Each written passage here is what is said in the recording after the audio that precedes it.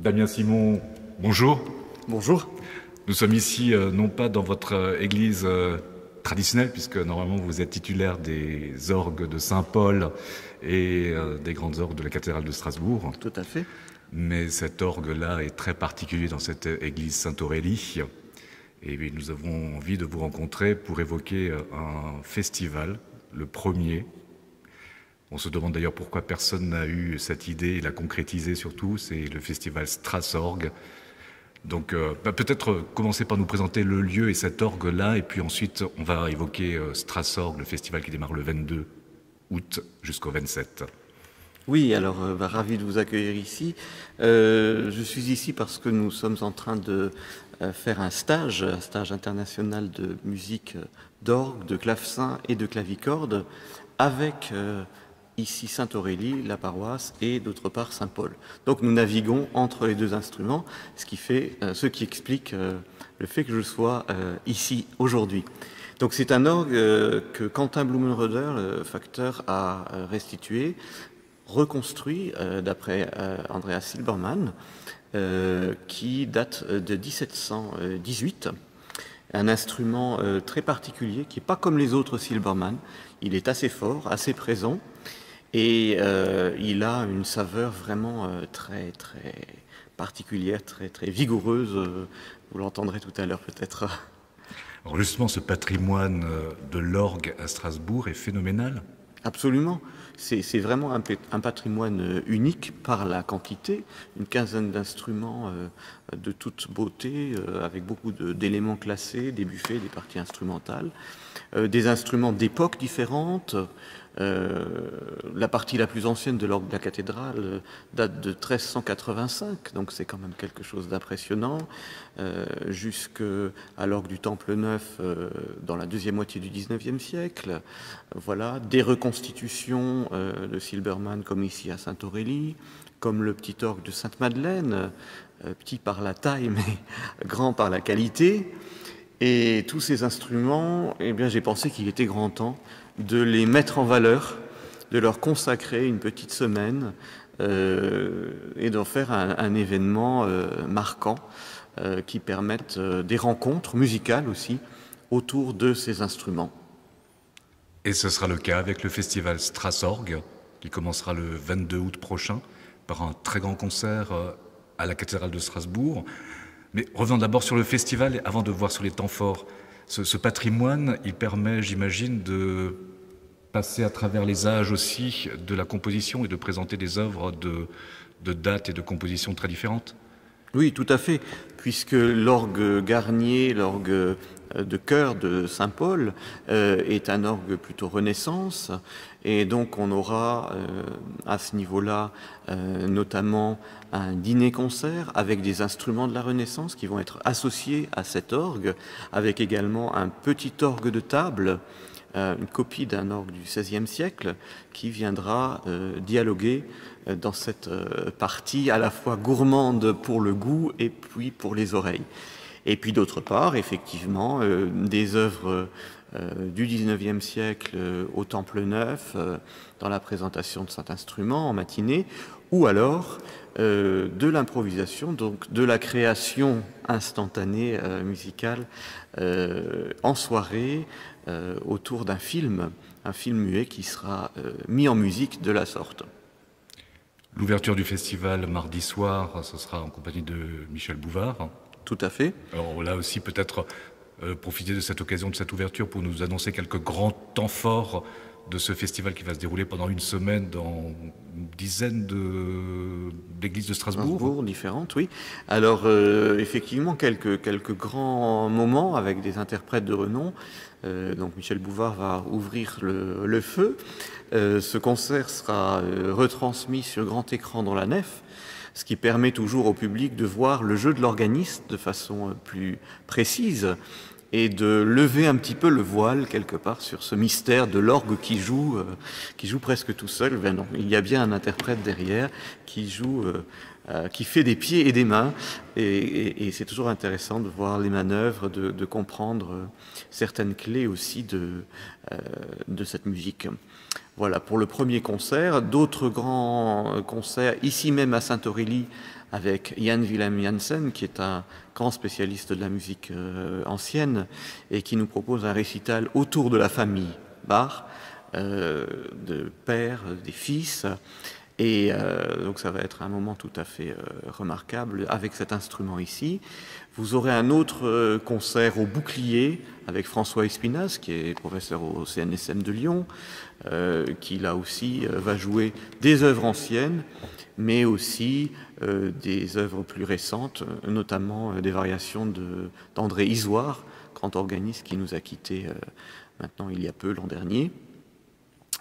Voilà. Et puis le ciné-concert dont je vous parlais à l'instant, un moment différent, puisque c'est autour de l'improvisation et du film muet qu'on va partager cette soirée.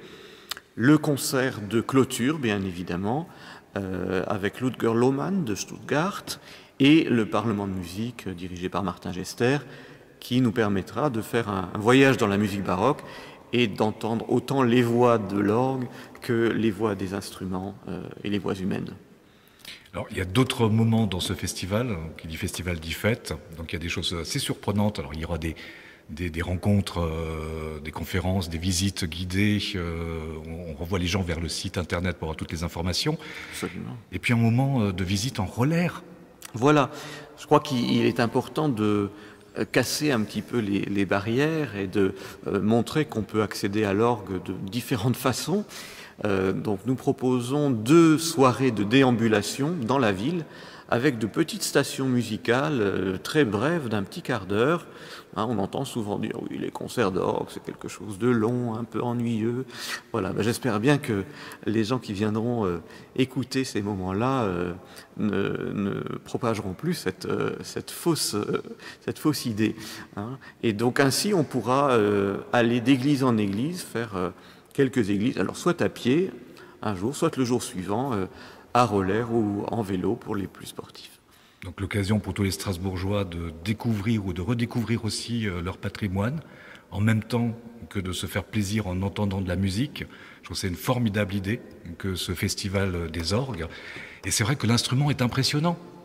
Il a été fait pour cela. Il a été fait pour impressionner. Nous sommes dans des églises, même si ici à Saint-Aurélie, nous sommes dans plutôt une église protestante, dans un temple, donc il y a un côté moins impressionnant. Mais cet instrument a été fait pour impressionner, j'ai l'impression. Enfin, oui, en tout cas, c'est un instrument qui réunit finalement toutes sortes d'autres instruments. D'une certaine façon, il essaye de faire une grande synthèse et cet ensemble permet d'avoir des détails, des jeux solos, et puis comme un orchestre, de faire entendre évidemment l'ensemble de l'orchestre. Quelle est la partie, la singularité du rapprochement avec le côté vocal, justement, de l'instrument, de se rapprocher d'une forme de voix? Eh bien, je crois que justement le principe même qui fait que de fonctionnement est le même, c'est l'air, c'est le souffle. Voilà, pour chanter, vous avez besoin d'air, pour jouer de l'orgue, vous avez besoin d'air. Alors bien sûr, c'est les soufflets aujourd'hui qui nous fournissent, grâce au moteur et à l'électricité, l'air nécessaire.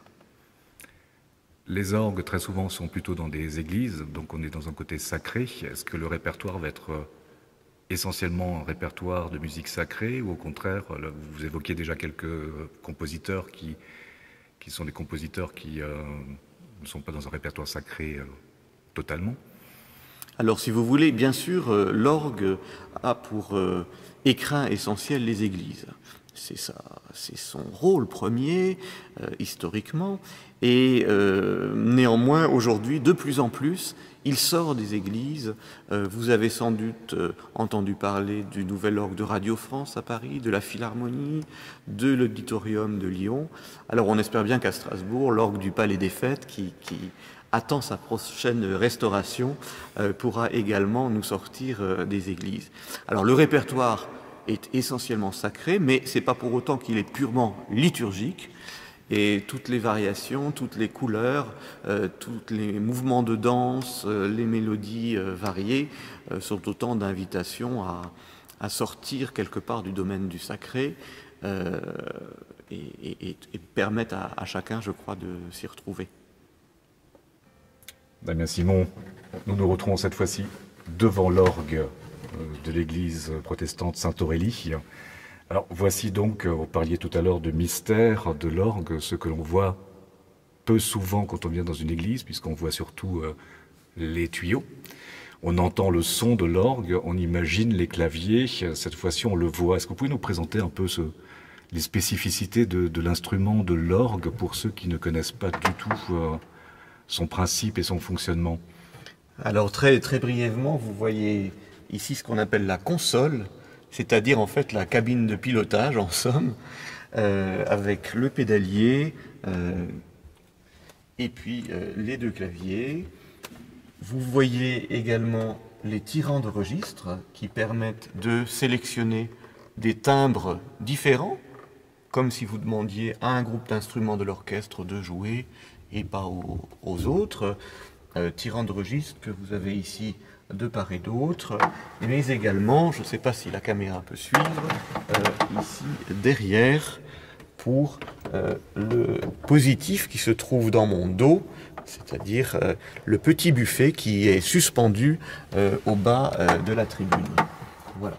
Et donc en fonction des jeux que l'on tire, de ces registres que l'on sélectionne, eh bien on peut avoir un timbre plus ou moins fort. Ainsi, par exemple, avec uniquement le bourdon.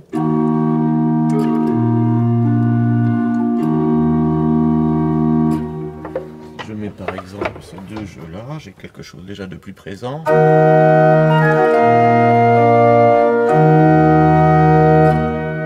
Et puis je peux monter en puissance.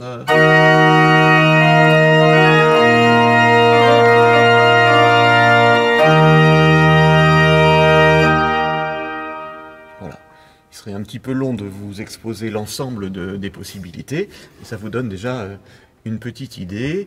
Aussi, on peut également jouer avec les pieds, si je peux vous montrer.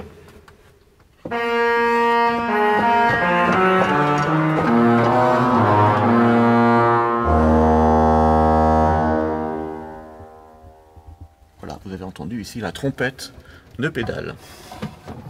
Vous parliez de cabine de pilotage pratiquement, donc il y a une partie de technicité. Est-ce qu'il y a des choses particulières entre la différence entre, on parlait d'air tout à l'heure qui circule, est-ce qu'il y a une différence entre le moment où vous appuyez sur le clavier et le moment où le son apparaît? Est-ce qu'il faut l'intégrer dès le départ? Une question de Béotia.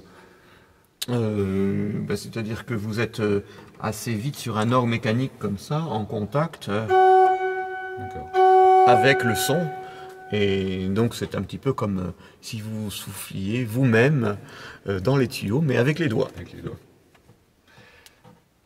Vous avez accepté de jouer une pièce, je vais vous laisser la présenter, puis nous l'écouterons ensemble. Oui, je vous présente une petite pièce de Jan Pieterszoon Sweelinck, qui est un grand musicien, compositeur, organiste d'Amsterdam, mort en 1621, qu'on appelait l'Orphée d'Amsterdam, qui avait donc une grande réputation. Et là, il s'agit simplement d'une petite danse, une danse anglaise, Malé Sijmen.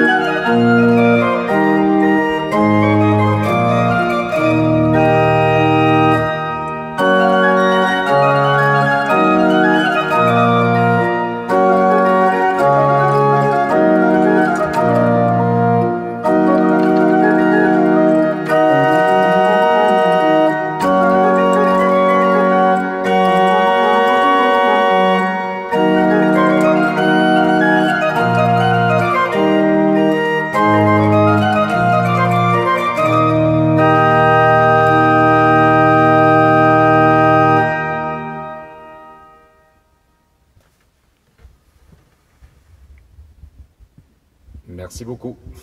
Merci à vous.